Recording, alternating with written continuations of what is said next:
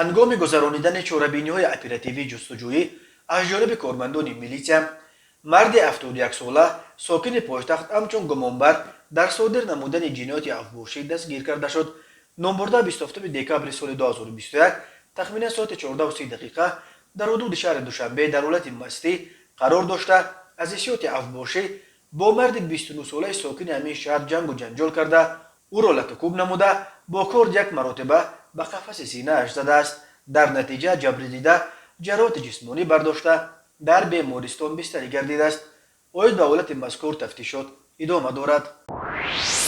به شعبه وزارت کارهای داخلی دوی در ناحیه سینا با عریضه مرد 42 ساله ساکن پایتخت مراجعت نموده است که شب 23 و 24 دکامبر سال 2021 تخمینا ساعت 2:00 دقیقه شخصان نامعلوم توسط قیچی آهنبری پنجره‌های قفای نقطه سودا را بریده وارد نقطه مذکور شده، از آنجا محصولات خوراکه را دزدیده از جای حادثه غیب زدند.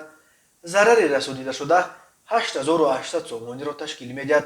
هنگام گذرانیدن چاره‌بینی‌های اپراتیوی جستجویی از جانب کارمندان میلیسیا، مردان 57 و 58 ساله ساکنان پایتخت همچون گمانبر در صادر نمودن جنایت دزدی دستگیر کرده شدند. با همین مضمون به شعبه وزارت کارهای داخلی مذکور مرد 31 ساله ساکن شهر دوشنبه مراجعت نموده است که شب 27 و 28 دکامبر سال 2021 تخمین ساعت 00:30 دقیقه شخصان نامعلوم با راه پنهانی از کوچه گنجوی پایتخت 73 عدد چراغک‌های برقی را دزدیده از جای حادثه غیب زدند.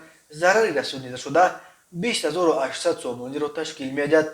هنگام گذرانیدن چاره‌بینی‌های اپراتیوی جستجویی از جانب کارمندان میلیسیا، جوان 30 ساله ساکن ناحیه رودکی که پیش با ماده 237 کودکس جنایتی جمهوری تاجیکستان صادر شده است همچون گمانبر در صادر نمودن جنایت دزدی دستگیر کرده شد.